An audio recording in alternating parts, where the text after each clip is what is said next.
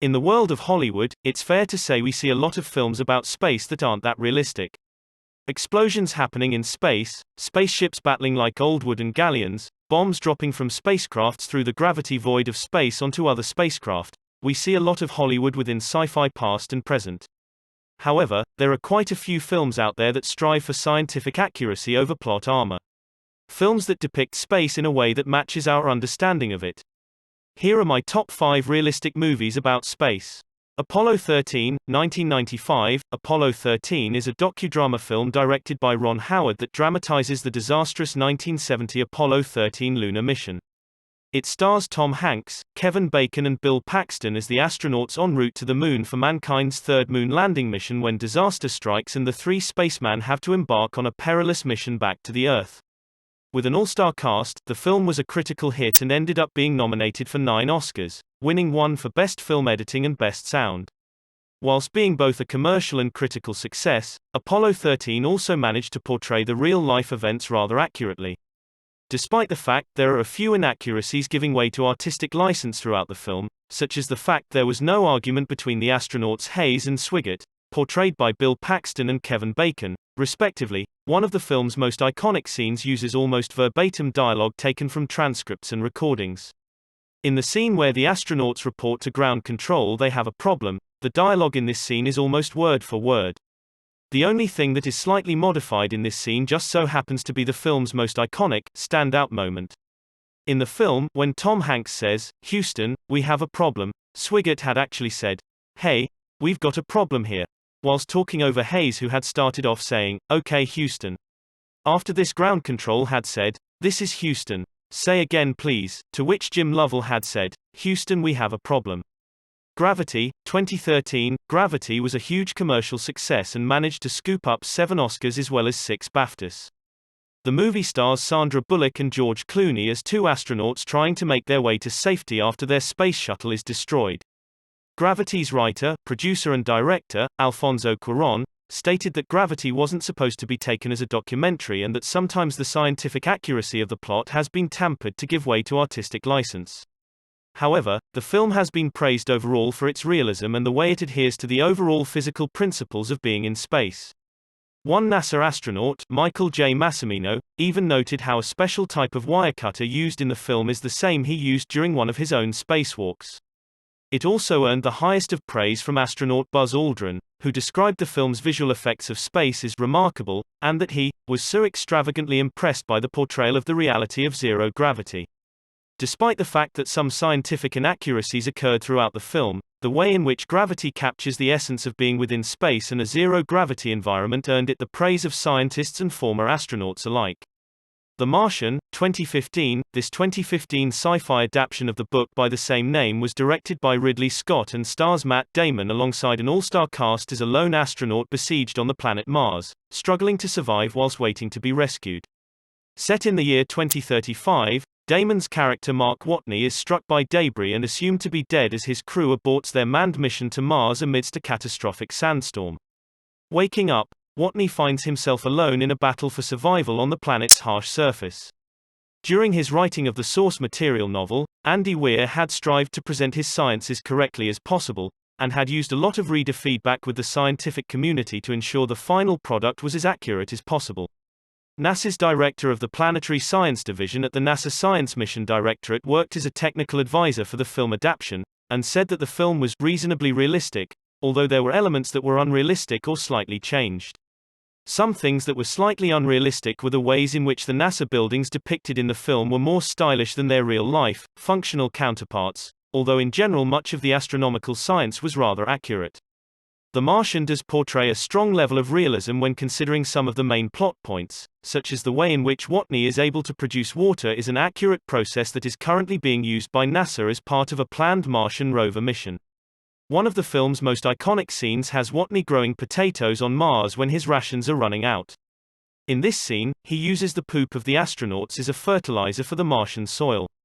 This moment is both entertaining and accurate, with many NASA scientists believing that, despite the toxicity of Mars's soil, it could be possible to grow plants in it. Moon, 2009.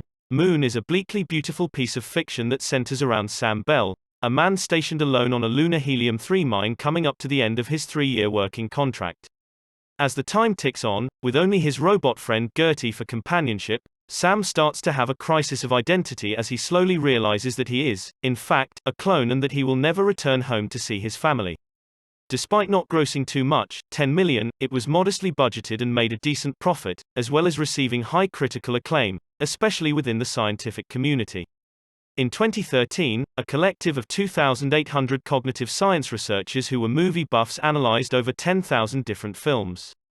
Their aim was to find the top films for accurately depicting brain science, relevance to cognitive science and quality. Moon ranked 5th on the list for quality, 9th on the list for accuracy and 3rd on the list for relevance.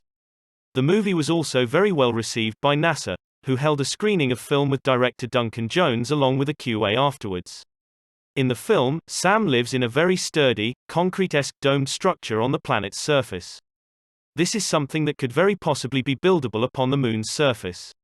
After the NASA screening, one of the specialists at the screening told Jones that she was working on a way to use lunar ice and the elements in lunar regolith, the loose rocks covering the Moon's solid surface, to create concrete. Concrete that could build a mining facility much like the one seen in Moon. Another point of incredible, self-created accuracy that occurs in the film is the position of the mining facility. It is located on the Moon's dark side, where there is less helium-3, which raised some questions from NASA professionals during the QA after the film screening. Jones stated he had chosen to put the base there because, theoretically, when harvesting helium-3 from the Moon's surface you are scooping up the first few inches of lunar regolith, cooking it to gas which is stored, and then kicking out the debris.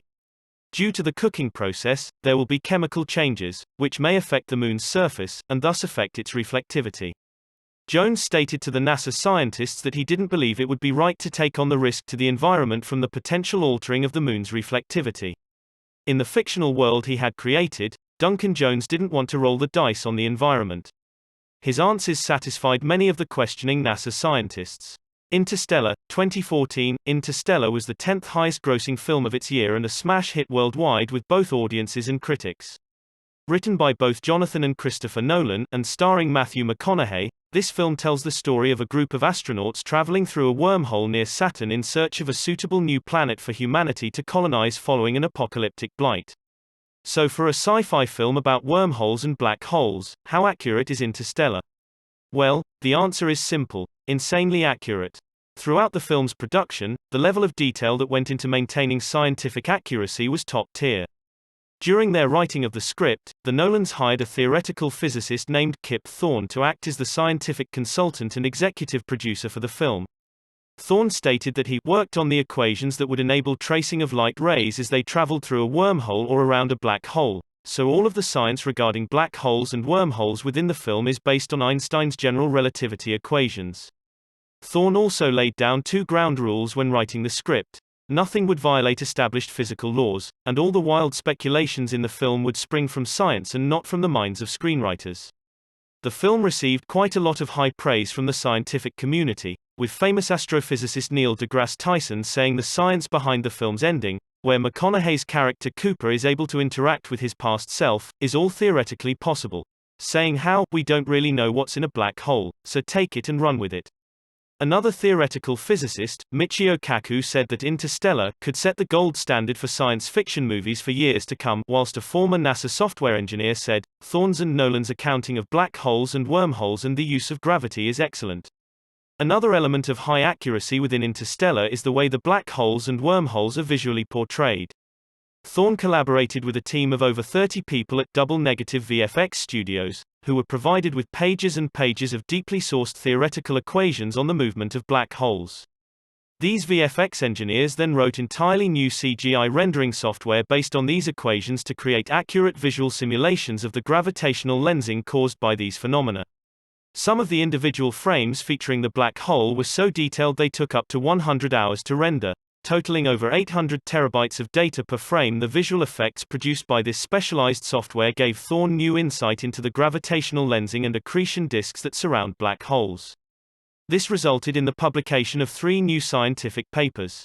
The film's rendered visuals were able to help advance science's understanding of the phenomena surrounding black holes and wormholes. How's that for accuracy? So there you have it, my top 5 realistic movies about space. What did you think? Are there any which you think shouldn't be on there? Or any you think should be on there that I didn't include? Let us know down in the comments and we'll see you in the next article.